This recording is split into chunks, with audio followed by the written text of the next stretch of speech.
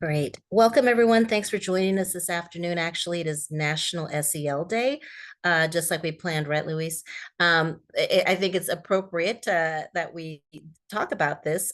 This is the webinar regarding the Talent Search CPP #1 on the SEL, and we'll go into more detail about that. My name is Lisa Redamoso with Nosotros Education Center. Presenting with me is Luis Perez with pre-degree, and he will start his presentation after I go over some of the basics about the CPP. And welcome all my talent search folks. I am a ex-talent search director and Upward Bound as well, but I was talent search before I was Upward Bound, did both of them for almost 12 years. And I never got over my first love of talent search. And I'm still in Trio all these years later. And I always, it's extra special when I can be with my back home again with my talent search folks. So thank you so much for joining us and allowing me allowing us to present this information to you. We're just trying to make things easier for you all. Having been there, the CPPs, I tell you what, if I'd been when I was a brand new director and they told me I have to serve 850 students a year, and at the time, there was a list of 10 things that I thought all 10 things had to be provided to everybody. That's how silly I was. And then they threw in, oh, in addition to that, you have to do these CPPs, which kind of are like required services. I don't know what I would do. Knowing what I know now, and especially since these CPPs came around now, I think they've been around a good 10 years. I used to dread them, but now I'm going to go ahead and try to make sure that I make them my friend, and so that I end up having them work for me instead of me working for them. And we're going to specifically talk about how in talent search, you want to make sure that you focus on quality and not quantity. And it's very difficult for us in talent search with no extra funding. There's no additional money that you receive to do these CPPs.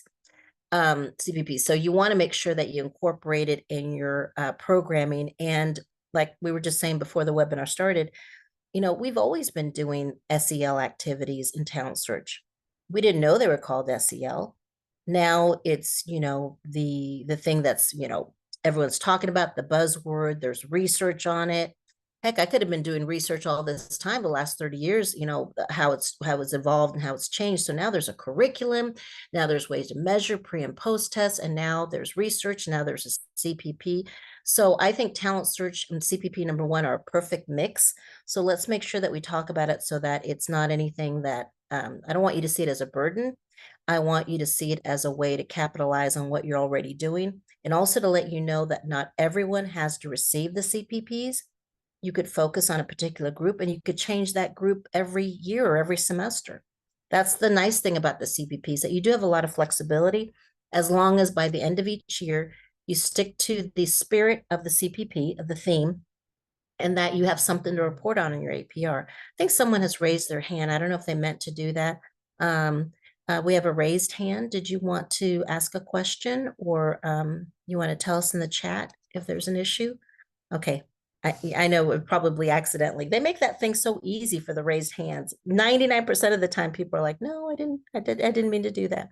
Anyway, I think what I want to share with you all is, when the CPPs first came out, we wrote we wrote some crazy ones back in the day. I don't know if any of y'all were around when they first came out, and the CPPs, competitive preference priorities, where we got additional points separate from your grant proposal. So your grant proposal gets funded, and then you have the opportunity to go ahead and submit an extra, if you forget how many pages, but 2 or 3 pages for each CPP, and those would get scored.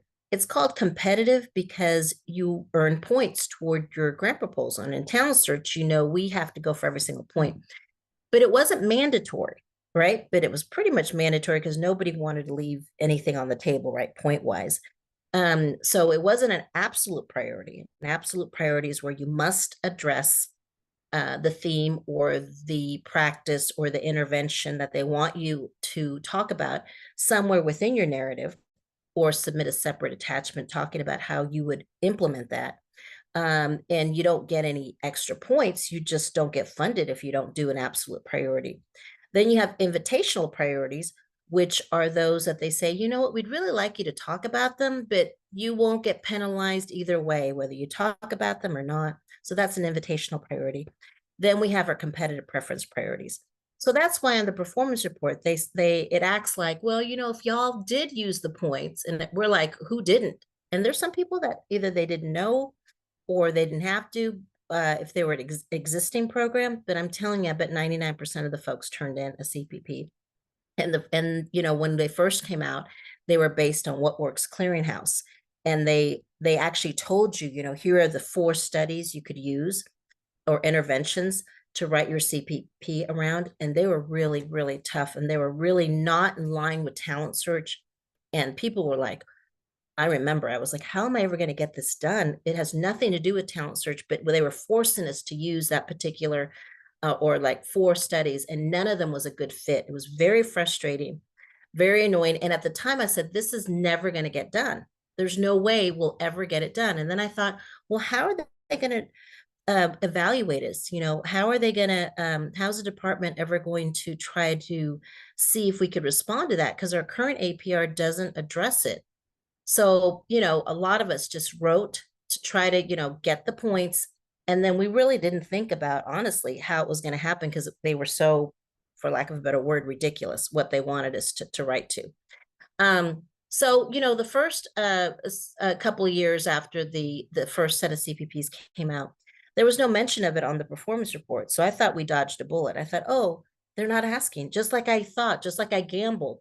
We wrote these crazy um, uh, out of, you know, like I called it science fiction. I said it's a science fiction CPP because it's never going to get done, because it requires a lot of money, requires that we buy a specific software for a specific group of students. And the study, one of the studies that we had to use is based on 4th graders, and we don't even serve 4th graders. So there were so many modifications, it was just ridiculous. So when you know, when we wrote and we called it science fiction, we never thought that we'd have to actually do it. Well, come around the next cycle, kind of thinking the same way, but then they allowed us to. I guess they figured out, you know what, we're going to have to let people find research or interventions or best practices, as long as they don't have to be What Works Clearinghouse at the highest level, but as long as they've got some research to back it up, they kind of let us choose. So that got a lot better, where we could look at research that we could actually find something that we can try to mimic all of or part of. So that was a big, big, big improvement. But then I still thought, well, how are they going to ask us about it on the APR? Well, then they did do that. They addressed it. So let me share with you. I believe this is the, let me get to the performance report. Okay. And let me click that performance report. Okay. Do you all see the APR? Luis, do you want to, is it the yellow highlight? Do you see that? It should say competitive preference. Thank you. Okay, thanks a lot. Thank y'all. So this is from the talent search, the 23-24 APR, and section I think it's section 2, and it's L, competitive preference priorities. So what they want to know is how many students were involved or engaged in CPP number 1, and CPP number, which we're going to talk about in detail. CPP number 2 is the one STEM related, and that's a whole separate, you know, CPP. And then they want to know which students were in both and which students did not engage in either of these services. Now, when I was helping folks work on their CPPs, especially if they were new to the game, you know, if you don't know, you don't know, and you're thinking, oh, wow, it's going to look really bad if I have low numbers. And I say, no, in talent search, you know, you 4 right here, 4 should have had like hundreds of students that didn't get either one, right? Because now what we want to stress, or always have stressed, is that in talent search, there is no way that you can have quantity over quality. You want to have quality. So that means that when you answered this, it was perfectly fine if it was a low number. Okay. So CPP number 1, if that was a low number, and if CPP 2 was a low number, and then, gosh, if you had students that happen to do both, you know, okay, that's might be even a lower number, but it was okay. I mean, you don't feel like, oh my gosh, I'm not doing something right, or this CPP needs to become, you know, across the board. Now, this particular CPP, in a way, you could, I see it completely being something that you could incorporate at every grade level in bits and pieces. Okay. So again, the way you utilize the SEL component or mandate nowadays is much more realistic and much more in line with what we're doing. So the question becomes then, are you giving yourselves credit when it happens? Are you making sure that you have ahead of time looked at all your workshops and designated, even in parentheses? I don't know if you're using a database, or you should be, but whatever database you have allows you to actually update or fine tune your activities and services that you want to track. So I know that we've had to, every time we've had a new CPP, we go into our menu and we make sure that we designate certain things or add or redo the wording. And then parentheses, we put that it's either a CPP 1 activity or it could be counted as a CPP2 activity. And we maybe have, depending on the CPP, 3 or 4 or 5 or 6 or 8 activities on our list that in parentheses have, what, if this happens, it's CPP number 1. If this, or if it's STEM related remotely, it's CPP number 2. And so our database is tracking that at any time. But again, this means that you need to have that discussion, that awareness ahead of time about which services and activities are SEL related and should be designated or counted toward the CPP 1.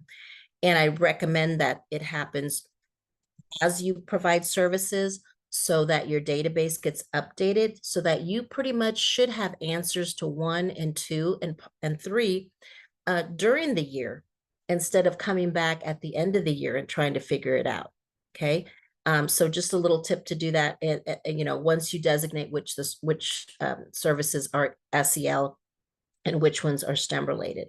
So again, this was difficult sometimes for some people if they didn't know what the CPP activities were or were supposed to be, and then they have to backtrack. Because when did we do this? We did this 2 or 3 months into the new year, and this was about the old year. And that's so annoying to have to try to remember and go back. So my biggest tip here, I hope you take away from this, is figure out a way, once you've designated what are CPP 1 activities and what are CPP 2 activities, to give yourselves credit for providing them as they occur instead of worrying about it, at the end of the year.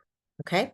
So that's what we're trying to do now, is also, not only give you the numbers here, but then actually what are you going to implement? So now let me show you what a CPP should look like. And let me switch over here to the CPP and let me change it. Okay, and you should see a CPP number 1. Okay, you all see that? Okay. All right. So on the competitive preference priority, the official title was Fostering Knowledge and Promoting the Development of Skills that Prepare Students to be Informed, Thoughtful, and Productive Individuals and Citizens.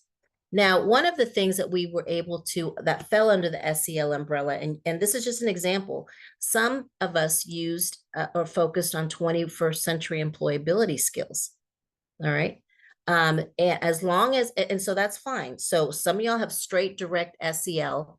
Right here, sorry, we were focusing on, because actually this is for an agency that had a lot of support from a company that was providing them with curriculum for 21st century employability skills.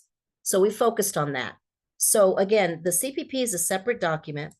It is something that is sometimes forgotten because it's separate from the proposal. And a lot of times when we ask folks, we go do a compliance assessment and they give us a proposal, but we go, where's your CPPs? And sometimes they don't know what the heck that is, competitive preference priority. And sometimes we have to look for it because it's a separate attachment.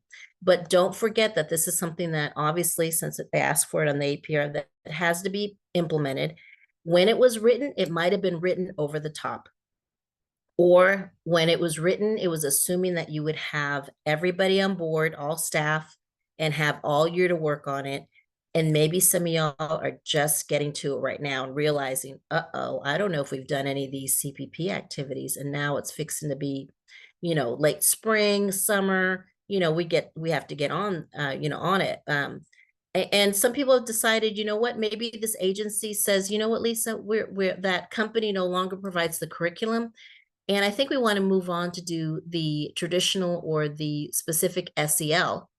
And so I'd say that's fine. You can always swap out you could even change the intervention as long as you're still focused on this here, fostering knowledge and promoting the development of skills. So if you find that 21st century, for example, isn't exactly what you want to utilize and you want to use direct SEL curriculum that has that title, go ahead and do that.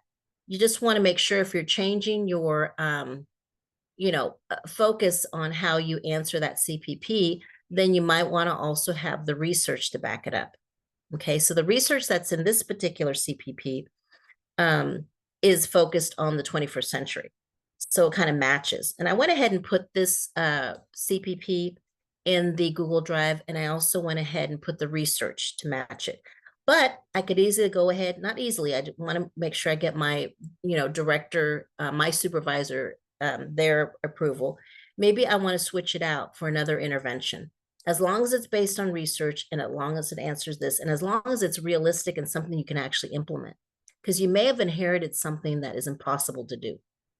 And hopefully they didn't commit that all high school students would, or all your talent search students would. It should have been set up so it's open-ended. And you really, I think everybody, whether you like your CPP or not, is forced to fine tune it. I don't want to say rewrite, but to go ahead and update it and revise it. And since we could only use 3 pages to get it across to a reader, it's only a summary. And it's really hard to work off of just 3 pages because this was presented in a manner like to tell the person scoring it, this is why we picked it. This is the research. We may not need that on a daily basis. We may need something where it tells us exactly what's the plan to implement this. And we only had maybe half a page or maybe a page total in the space that we were given to explain how to implement something. And at best, it was a summary. And it's very hard. I can't work off of a summary. It's an outline. And so in reality, we have to fill in the blanks, or in reality, we have to make modifications because maybe we were planning on doing it with high school students. And we need to get specific. Are we going to do it at every high school? Well, we didn't say so in our CPP, but even if we said we would be at all 17 or 4 high schools, you could switch that out and say, you know what, we decided to focus on one high school and really at one grade level and be able to provide quality CPP services for students instead of being so spread out. All right. So again, just as an example, your CPP will look something like this, and hopefully it kind of spelled out the project's plan to implement the intervention. And so this, for example, says that they're going to focus again on 21st century skills. They will offer participants the following programming through the delivery of grade level appropriate lessons, 6th through 12th grade. They put every 4 to 6 weeks via in-person and virtual individual meetings, workshops, videos, digital games, etc. And so here's just a brief little table on the skills they would focus on, the lesson topics, and the grade levels. They never committed to a specific number of people or students that would have to receive this. All right. And this could have been, they didn't say that it had to be offered at all the students, to all the students. It could have been very controlled. It could have been just middle school students, or it could have been students in specific target schools, and maybe that could rotate and change every year or every semester. And maybe it's not every 4 to 6 weeks. You could modify that. You could modify, this is an outline, and this outline won't be enough to actually get it implemented. And it just also tells the folks, that are reading this, all additional activities that would happen. But again, it's not enough. Now, your CPP should have also mentioned curriculum and resources. Oops, sorry. Right here. So here's the resources. And by the way, I think, yes, I did put in the Google Drive. You have a sample of this in case you want to check it out. I mean, it may be something you want to do anyway. I'm not saying you have to do. I'm just showing you matchy to what the CPP is, the research, the rationale for the madness. And there's actually the 21st century implementation guide, and also there's one on SEL. So if you check it out, I urge you to look at that as well. But let's say I decided, like, you know what, I don't, we don't, they don't know that curriculum's no longer available, or maybe they started charging for it, or maybe I can't pay for it anymore. Um, what if I want to change it? By all means, change it. Where folks sometimes get questioned on, so that people sometimes think, oh my gosh, I got in trouble, I shouldn't have changed that, is when they make changes without documenting it. All right, so that's why I'm all about making changes and modifications to make it work. This is a plan to get points, and it's a the intention is to, this is what we plan on doing, is very different from a plan to actually put into place, a management plan. And it's always changing, especially in our programs, trio program and talent search. There's so many external forces, and in a perfect world, yeah, this could happen, but stuff happens. I didn't get staff hired. We weren't able to get into that school. The curriculum, they started charging, or when we started using it, we realized there's a disconnect. So should I keep doing something that's not working because it's written here? No, I need to make some changes and make it work so that we actually, stay in the spirit of implementing those activities and services under that CPP. We may change the recipe, so to speak, but we still end up with the same dish, so to speak. So whenever you change the recipe, just make sure you write up the changes that you made. I promise you that these changes, none of them will require a prior approval. You just want to internally approve it, and of course document it. And when and if someone ever comes to do a compliance assessment or audit, first thing they ask for is your proposal and your CPPs. You want to make sure to also hand over the original documents, but also say, you know what, here is my working plan of operation that documents all the modifications I had to make. None of them were a change in scope. None of them were asking for more money. None of them were saying we weren't going to do the objectives. None of them were saying we weren't going to do any of the required services, but we made changes in timing, curriculum, frequency, intention, focus. So those are all documented here. And by the way, these are updated, refined, more detailed competitive preference priority to let you know what we're actually doing, because we had to make some changes for a variety of reasons. So, I think it's almost, I can't imagine that someone is doing their proposal, their plan of operation, the proposal, and also the CPPs exactly as it was written. I don't think there's any way, because stuff happens. So again, here's a way to evaluate. The deal with the CPPs is that you had to evaluate their effectiveness. All right. So you had to come up with an internal goal. It's not an objective. Nobody gets hurt if you don't meet it. But you do have to go ahead. You had to commit to some sort of way to evaluate. In this case, it says a percentage of participants will demonstrate an increase in 21st century employability skills measured by grade level appropriate pre and post tests by the end of each school year, May. So it didn't say a certain number of percentages. You will never find here that we had to say a certain number of students had to be served. Then we also have the quantitative and evaluation measures. So we measure pre and post tests to see if students are gaining knowledge of these 21st century employability skills. And then we also ask for their feedback, their feelings. So when you're evaluating these CPPs, if you have to modify them, which I think, they're begging to be modified, basically, you still need to modify all of it. You just don't modify the plan to implement and forget about the way to evaluate it. So if you change your focus, like if we switch from 21st century employability skills to SEL skills completely, the traditional sense, then, I've got to make sure I change the research to make sure it matches. Then I change my plan to the intervention plan also. And then I make sure to look at the goals I had set, because once you change something, you have to carry that across. And you want to make sure, it's a good rule of thumb, that whenever you evaluate the CPPs, both of them, even CPP number 2, that you make sure you have a quantitative way to measure it and a qualitative. Okay. And then this CPP just ends with the benefits. For those of you that also have upward bound, your APR is a little bit different, where they actually want you to not only mention how many students receive the service, but they want you to talk about it. They want you to talk about the activities you've provided, and also they want you to talk about the benefits.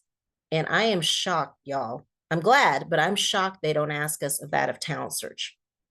So don't be surprised if, the next APR, they're like, and in addition to the numbers, we want you to talk a little bit about it. And it's a pull down menu, 500 words. So it's I think it makes you really have a little bit more, how shall we say, prepared for the APR, and have some more language. And I think it's forcing us to really, if we weren't already modifying the CPPs in writing and making those changes, once that comes out, I think it really will.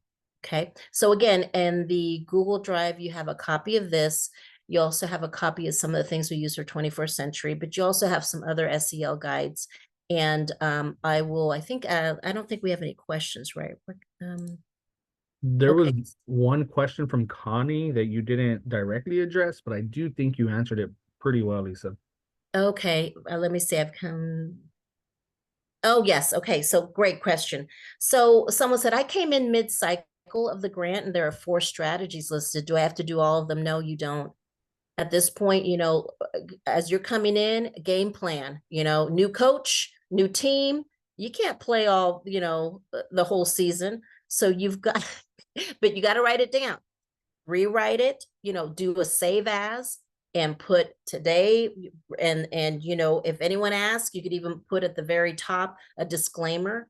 Please note, this is modified from the funded version due to staffing, like, vacancies, coming in the middle of the cycle, that kind of thing. Whatever, just do your list of the reasons why. And again, you want to focus on quality and not quantity. Okay. And if you can contain this, because give yourselves a break, y'all. Your talent search, you got to work with at least 500 students a year. At least. Some of y'all have more than that. CPPs hurt. I mean, were the not hurt, but I was like, really? I can barely get enough students served. And now I'm going to have to focus on making sure this happens. But I love SEL because, as Luis takes you through it, it's what we naturally tend to do anyway in talent search. Now, the thing is making sure that you feel good about your CPP, because you should modify it to address that, whatever shortfall. Like I said, in a perfect world it could happen, but even if you have been there the whole time, even if you'd been there the whole time, this CPP ain't working. I don't know who wrote it, or maybe it sounded like a great idea. I've written stuff that we try to do and it doesn't work out for whatever reason. Maybe the curriculum they didn't like, it didn't make a connection. Y'all, we can't keep following a map or a recipe that's not working. The customers don't like it. We need to revamp it. Doesn't mean, and if you don't revamp, I think what some people do, not purposely, but we avoid things we don't like. So we avoid it. But it's hard to avoid SEL because those things we're doing naturally. So the issue is making sure that the CPP is set up in a manner that is modified enough where you can get it done. And also don't forget to find the research to support the modified, or cut out half of the research, but also look and come up with some a quantitative and qualitative component to that, so you can justify that this version of your CPP is working. Okay, great question. Thank you for that. And I guess I'm going to stop sharing now, Luis, and I think I'm going to turn over to Luis, and he's going to introduce himself and let you know the connection and And again, I know this is near and dear to your heart too, as well, because you've been there and you've worked it. Yes, absolutely. Um, Thank you so much. That was a really good intro into the CPPs and what's needed, and really how it affects these talent search programs. So just to introduce myself, oh, you know what? Let me make this presentation full screen. Um, just to introduce myself, my entire career is in education. I had the opportunity to be a secondary reading and writing teacher. From there, I was a talent search director. Absolutely loved it. Served 671 students across 12 campuses. Then I had the opportunity to be an upward bound director at Palo Alto College in the south side of San Antonio. And I feel like every part of my journey is just culminated into founding pre-degree and really helping students and programs create that roadmap so that they can be successful in high school, and beyond high school. So when I look at this CPP, um, I ask myself a couple of questions. One is, in order to prepare my students, I have to promote and develop skills. What skills are those? Um, and those skills, I've learned fall under the umbrella of SEL curriculum, social emotional learning. Things like, am I taking on too much? Emotional intelligence and regulation, perseverance, goal setting, organization skills, time management, dealing with stress, problem solving, self-care, peer pressure, digital citizenship, having good character, being a leader, working in a team. Um, all of those skills are the skills that you want to promote and you want to help develop.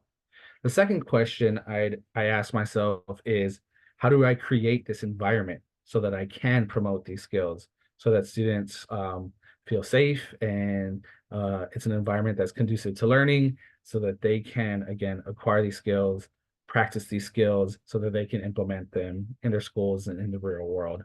So there's a couple of questions that I think you should ask yourself when you are planning for your program, when you're getting ready to teach your students. Those are some good questions to ask to make sure that we prepare them to be informed, thoughtful, and productive individuals and citizens. So, going into social emotional learning, I'm sure a lot of y'all know what it is. It's really popular right now. It's a buzzword in Trio. But just as a refresher, or if you're new to Trio, um, social emotional learning is an educational approach that involves the development of essential emotional, interpersonal, relationship, and decision-making skills.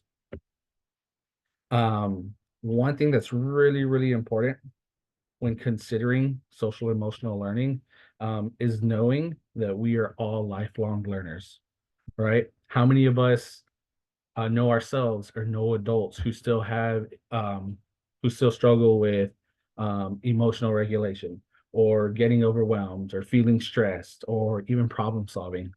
Um, this journey starts when you're very, very young. So meet my beautiful 3-year-old daughter, Elizabeth. When she was an infant, she just cried at any or any discomfort. But now that she's 3 years old, she's really getting good at identifying her emotions. She will say, "I am mad," um, and she'll let us know how she's feeling. Anytime she's overwhelmed, we say, "You got to breathe, baby girl," and she takes really deep breaths. And she's just really learning how to communicate effectively when she needs something, how to listen to instructions and expectations. But the journey continues our entire lives. For your students, there are obstacles that they need emotional intelligence to overcome. Um, Things like school, work, friends and peers, hormones, expectations within their family, expectations from teachers. If I could just get some participation here in the chat, what are some obstacles that you see your students encounter or have to overcome? And it could be the same thing that's on this page, but things that you've seen. What are some What are some obstacles you've seen your students that have to deal with? Isolation. Yeah, that was huge during COVID. And it's something that I feel I see students are still coping with. Um, we're still coping with. Um, yeah, the list goes on and on and on. But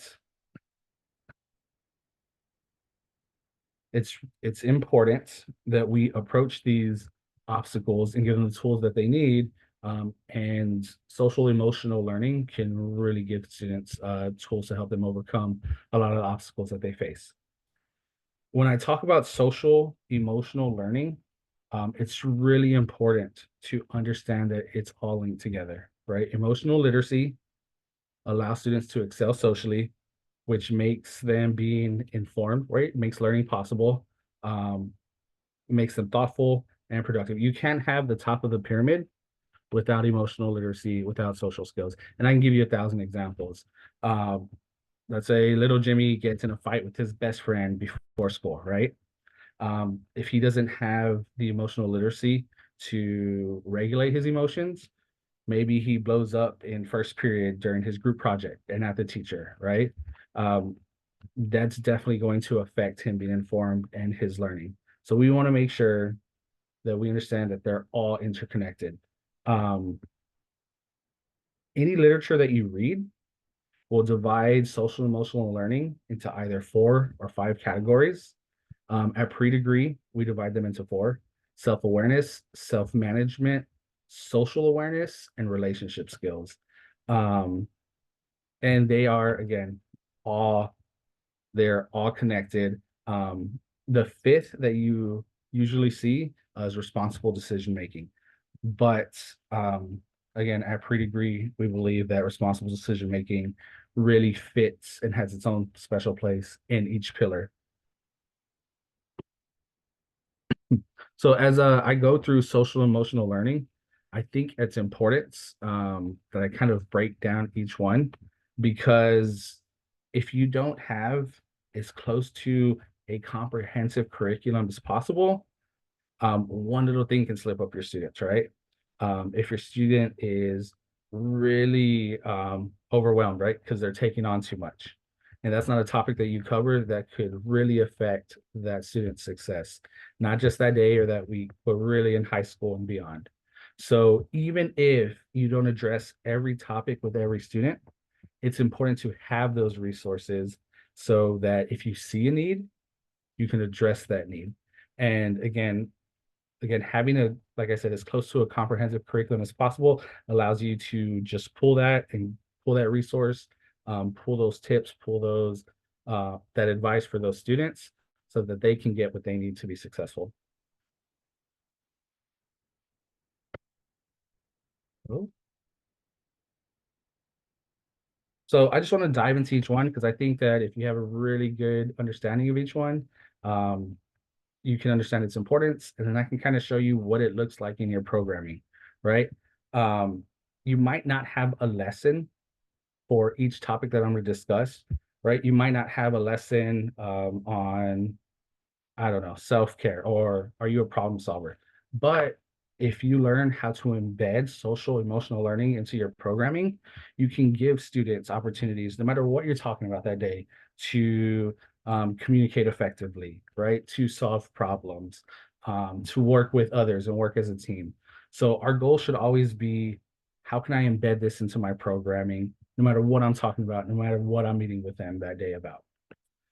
So just to get started, self-awareness is the ability to accurately recognize and understand your emotions, thoughts, and behaviors.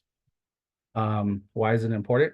It can help students navigate difficult situations, make responsible decisions, and form positive relationships. If you're not self-aware, right, it's going to be hard to be thoughtful. If you don't know yourself, you're not going to know others. What does it look like in your programming? Um, for one, you want to make sure that students have the opportunity to reflect, right? To check in with you so you can identify any needs that they have, to self-evaluate. Um, that could be a self-assessment, it could be journaling. You definitely want to encourage self-exploration. That's why in your programs you do need or you do interest inventories, and you really look at college exploration and career exploration. If you want them to be productive citizens, right? They have to know where they fit in. They have to know where their strengths are, and they have to know what they want to do beyond high school. Um, Foster emotional expression, model appropriate behavior, and then give them opportunities to communicate and practice those behaviors. But I feel that this pillar really starts with getting students the resources and checking in on them. So one resource that I want to give y'all, it'll be one of the resources that Lisa has available for y'all is check-ins. So I'm gonna get out of the presentation really quick. I gave y'all a couple of check-ins that y'all can print off and you can utilize before you meet with students. It takes them a couple of minutes to complete, but just to show you a little bit about what's on them, on a scale from 1 to 5, how do you feel you have managed stress or challenges recently? How would you describe your emotions today? The last question on here, is there anything else on your mind or any support you feel you need from your counselors or this program? I did this with my students all the time. I remember one time I did this with a student, and I learned that they had a family member pass away that same day. He was like, yeah, my mom let me know. She said, hey, get everything you need together at school. Um, I'm leaving work. I'll come pick you up. Whatever I had teaching that day, I don't know, a lesson on, I don't know, peer pressure was completely irrelevant. And that's not what the student needed. Um, I know it's hard to hit these topics with every student all the time. But if you can recognize when your students really need something, and if you have the curriculum at your fingertips and available, that can really go a long way for students.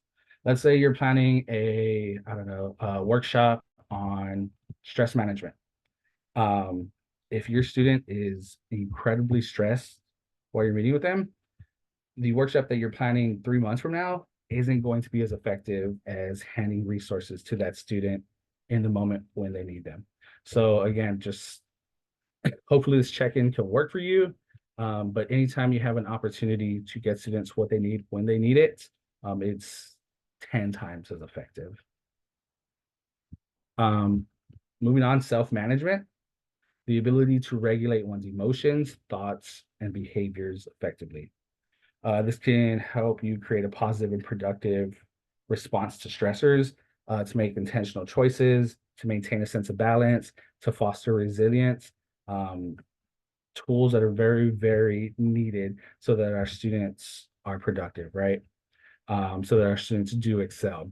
What does this look like in your programming? It starts with setting goals. Um, at the beginning of each year, I would make sure I set goals with my students. And there's so many different ways goal setting can look, right? You've seen SMART goals. You could have them fill out or complete a paper. Um, One of my personal favorites is a gallery walk. It's something that I've done in the past. I've done with my students. Basically, you can get those big mini easels, put 4 or 5 across your classroom. Instead of having students answer questions, you give them sticky notes and they can go throughout the room. They can read other students' responses. You can pop them up there and they can discuss whatever it is you were talking about. I also have a resource for you that I'll show you now, but I'll discuss later. Um, and it breaks down each pillar that we're discussing, self-awareness and some topics within there, self-management and some topics within that category. Same for social awareness and relationship skills. And it discusses an activity that you can do with your students. So for self-management, what I was discussing, the gallery walk here is a goal setting gallery walk. So you can put up 5 again of those mini easel poster sticky notes across the classroom. You can label it academic, financial, health, life and career, and social. And you can have students put up their academic goals, their financial goals, their life and career goals. And then you can discuss that afterwards, right? It gives students an opportunity to get up, to engage, to learn from their peers, to communicate. All of this is SEL, including goal setting. Um, When you're done, you can talk about the importance of short-term goals and long-term goals. If they have a career goal of becoming a surgeon or a doctor, then their academic goals for that year should really help them get to that eventually. So that's another great activity that you can use, that you can utilize. Um, Also, planning is incredibly important. Grade specific checklists. It's something that we have in our workbooks. But if you can help students plan each academic year, make sure they know what needs to get done, that goes a long way with self-management. And then any topics that you can cover, like stress management, am I taking on too much, organizational skills, um, are problem solving, all these topics can really, really help students manage themselves, regulate themselves, and be successful in the midst of obstacles that they're going to face. Social awareness is incredibly important for these students. A lot of times, a lot of the students that I served were isolated. They weren't socially aware of what was beyond their little communities. And we definitely want to prepare them for college, how they'll be perceived when they get to college, what they'll see that they don't currently see in high school. Social awareness is the ability to understand and empathize with others. um, it's important because being socially aware and embracing social differences can help your students create a safe and supportive community, can help them communicate effectively, can help them appreciate nuances in social settings, and can definitely contribute to their society. And that is one of our goals, right? How can they contribute? How can they be productive individuals and members of their community? There's so many different ways that you can get creative with this. If your program has a good travel budget, um, you can go on diverse trips, right? You can go to cultural centers and museums. You can see diverse communities. Um, you can be intentional with the colleges that you choose to visit. You can make sure you go to colleges that are very diverse, or HBCUs or Hispanic serving institutions. Um, no matter what college you go to, you can discuss the makeup of that college, right? And um, the students that go there. If you do not travel, one great thing that I love to do is to get guest speakers, have panel discussions. You want speakers from diverse backgrounds. Um, I've had in the past, I've done a lot of student panels. I've had them come to our students, or when we go visit a college campus, I make sure that we can organize a student panel. I've had community leaders like individuals who have helped with campaigns. I've had news anchors. I've had and I did all this for free, right? I know there's people you can pay to come in and speak to your students. But if you do the work and you reach out, you can absolutely get people to come in and speak to your students for free. Um, Volunteer opportunities. It's great to volunteer in your community. It helps your students. But if you're ever on a trip, you checking out different college campuses, um, embed a volunteer opportunity in a new community so they can see new environments, they can see the needs of other people. One trip that I feel hits a lot of this, when I was an upper bound director, we had a bigger budget, had the opportunity to take students to Chicago. So when we visited campuses, we did student panels. We went to a museum. We also went to a Chicano art museum where we checked out the art there, and then we did a community walk. So we got to see art within the community. Really, really cool.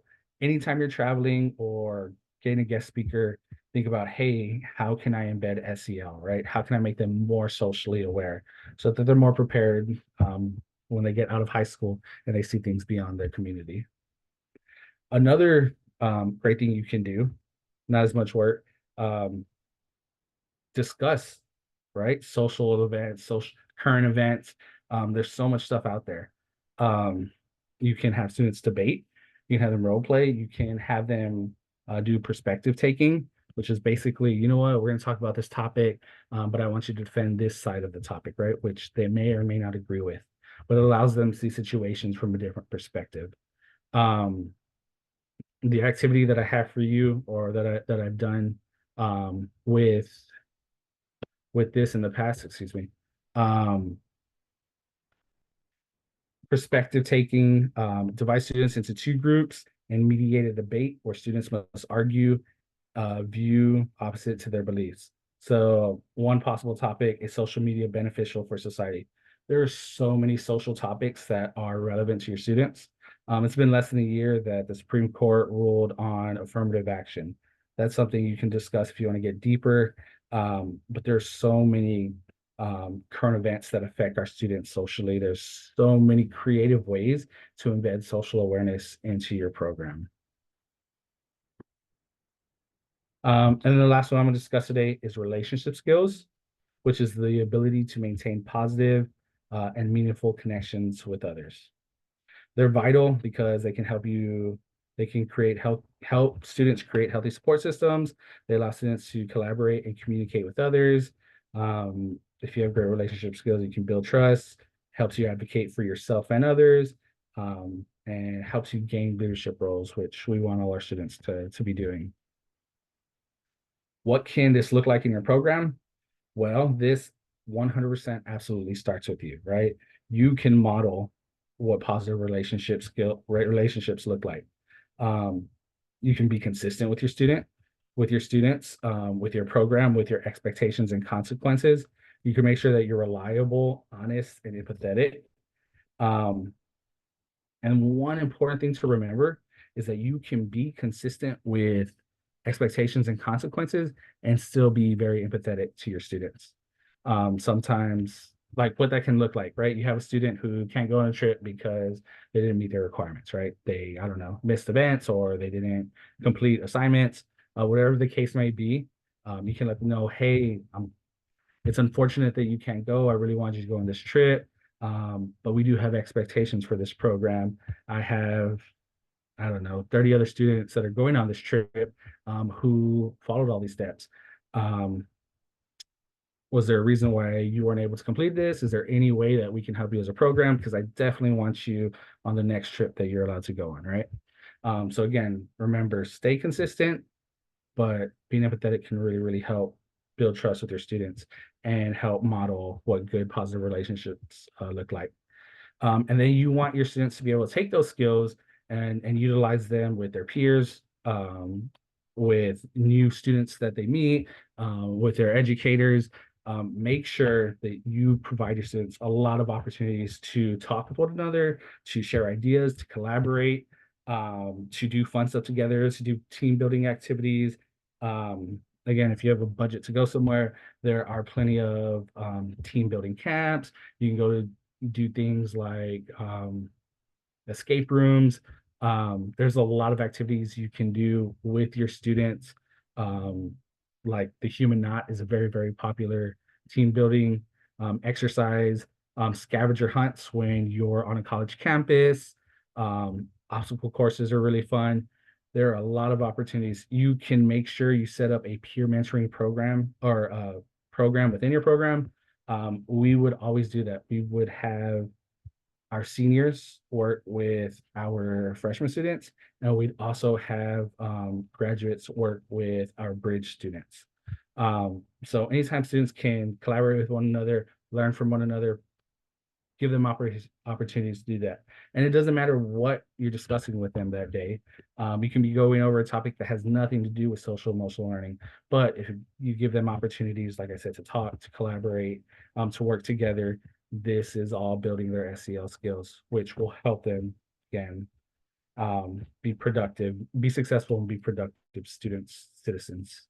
Um, so just to go over the questions I posed at the beginning, what are these skills that I do need to promote? And SEL does a fantastic job of covering these skills. The handout that I gave you, as I mentioned, um, discusses topics in each pillar. And the second question is, how do I promote the development of these skills?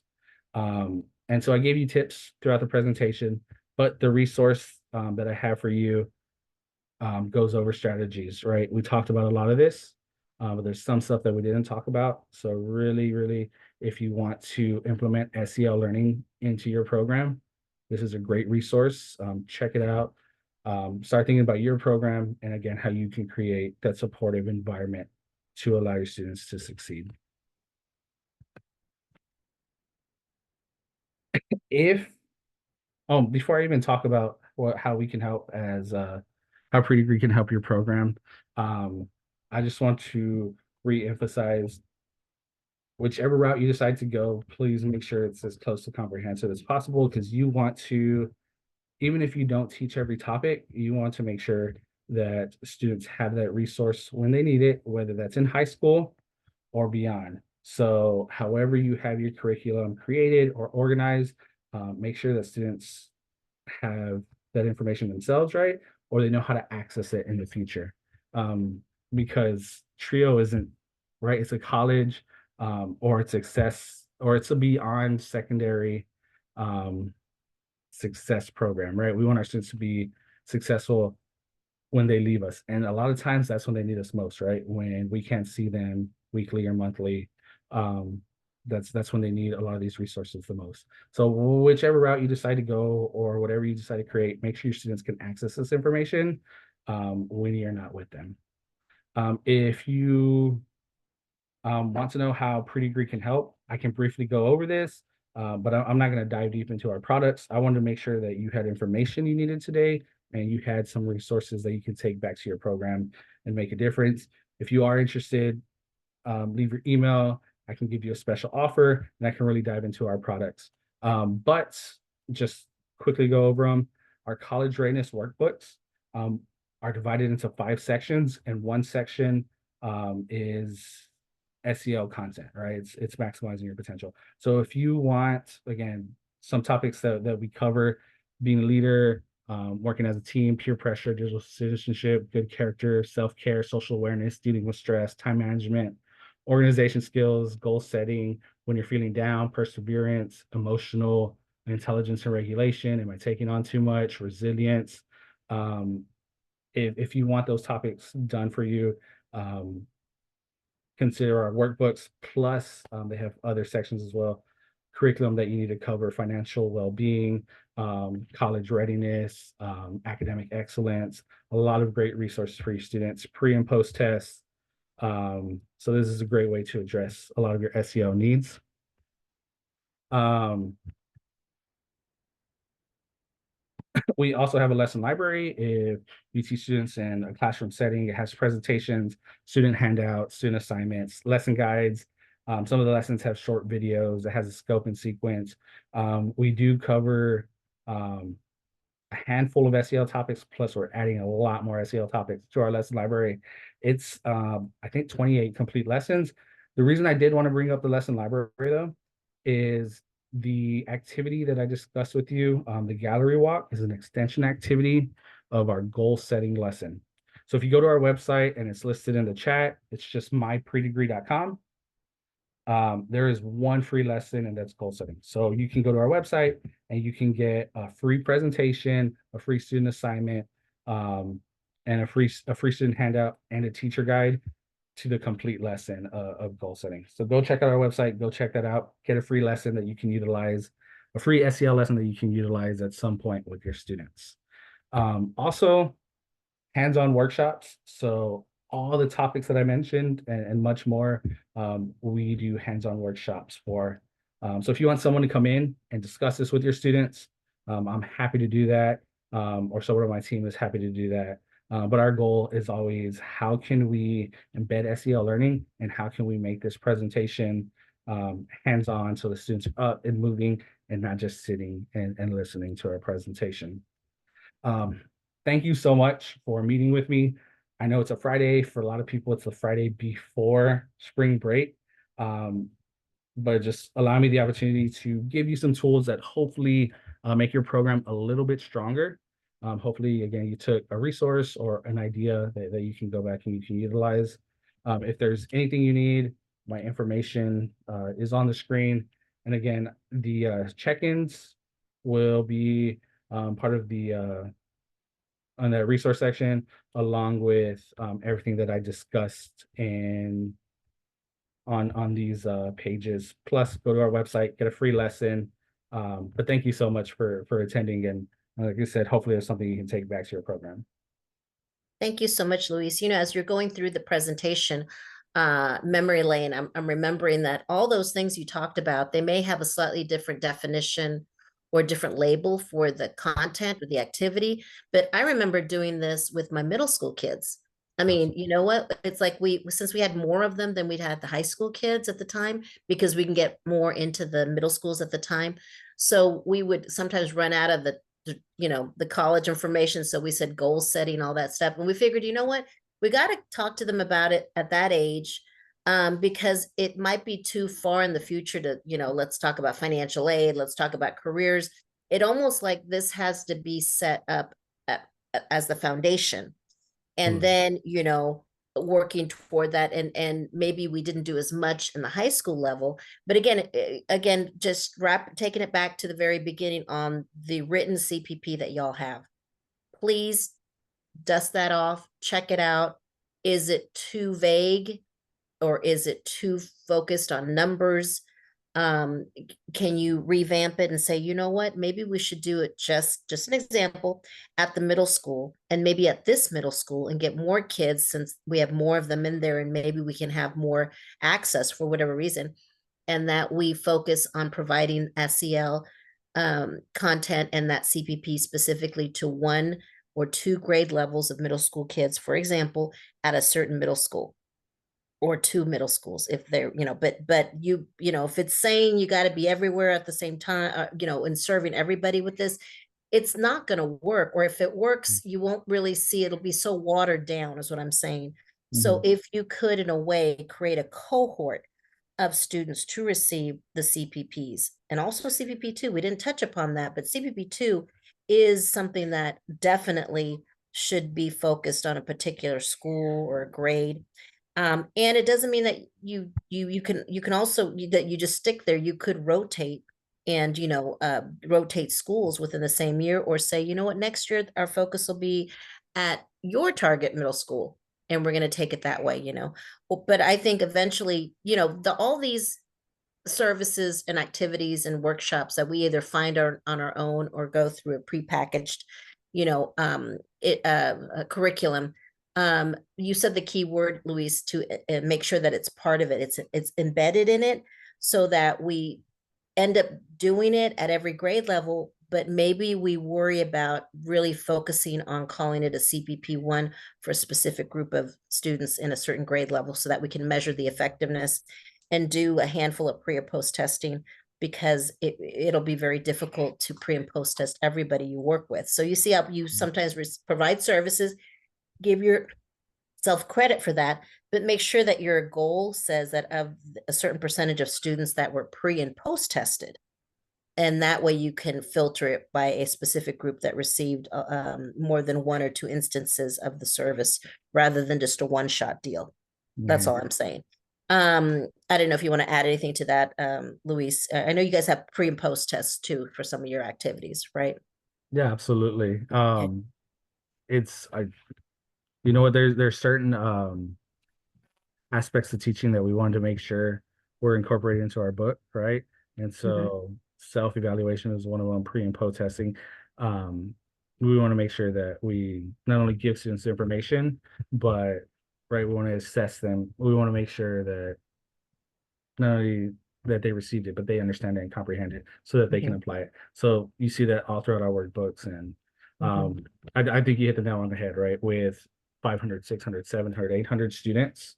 Um, we do the best we can, but having a cohort to see how effective this is, and Mhm. making sure, I think that's a great route You know to what I go. mean? Everybody gets it, and we try to provide it to everybody, but we specifically only pre and post test a specific Yeah, group absolutely. at a specific school. You see Mhm. that? And then hold the goal, and the internal goal on measuring the effectiveness there. I mean, when you think about it, everything we're looking at, especially now, all the polls we see, they don't ask a million people. They ask, it's a Yeah, sample.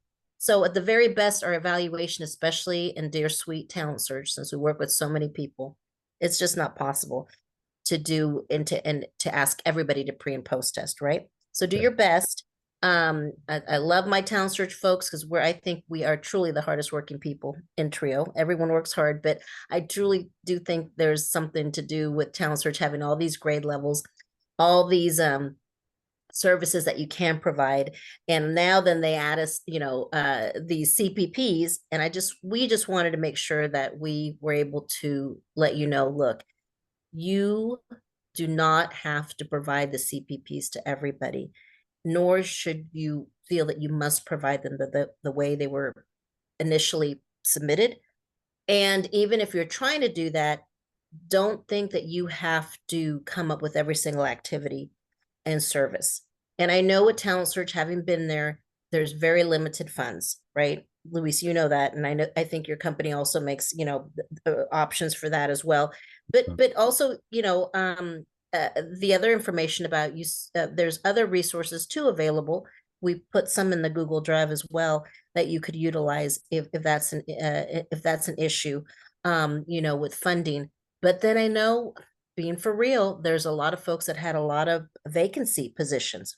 For whatever reason, a lot of people I spoke to never had everybody on board the full time. So if you've got money in personnel and fringe that's adding up, now's the time to see what you can start utilizing it for, so that you won't have to go ahead and submit, have too much carryover to do that. So CPP number 3, but I don't see what's reported on the APR. Is it required? They don't ask about CPP number 3. Luis, it's a difficult one to track. You see, it's supposed to be done. Just like this is exactly what I thought when they didn't ask us on the APR. They could, Cindy, they could start doing it at any time. So look at CPP, look at all your CPPs. Look at and CPP number 3. See if you can trim that down and do. If it says 5 or 6 things or 4 things, can you do one of those and do it well? Okay, and hang your hat on that. Okay, but Cindy, they could start at any point asking about that. And right now they're just asking for the numbers, but I'm surprised. I'm really shocked that they haven't gone ahead and said, tell us about what you did for CPP number 1, like they did to UB. Tell us about what you did and what were the impacts or the benefits of CPP number 2. So I think that might happen. And then they might as well just ask about CPP number 3. So they are required, but you do not, you need to look at them and see how you can modify them and do some aspects of it rather than none of it. Okay. Really great questions, y'all. Thank you so much. And we might have to do one on CPP number 2 and 3, just to let talent search people, or give them an example of what you could do. But just want to thank you all for joining us. And like Louise said, the Friday before spring break, thank you all so much. If you have any questions at all, you can always reach me at my website, Nosotros Education Center. Just Google that. It's info@nosotros.edu, nosotros.edu.org. And then also you'll have Luis's information. It'll be in the Google Drive as well. Thank you, Donna. And we also in the chat have Pre-Degree's website. Really great stuff. But Luis knows this stuff. He and I are talent search and upward bound folks, and it's just really nice to get a chance to talk to Trio folks and see how we can work together to help these students. It's tough now. I wouldn't want to be a middle school or high school kid now, for sure. So they definitely need our help, and especially today on SEL Awareness Day. So I wish you guys a great afternoon. Thank you, Luis, for everything. And Donna, always, as usual. Y'all have a great rest of have a great weekend. Thank you all.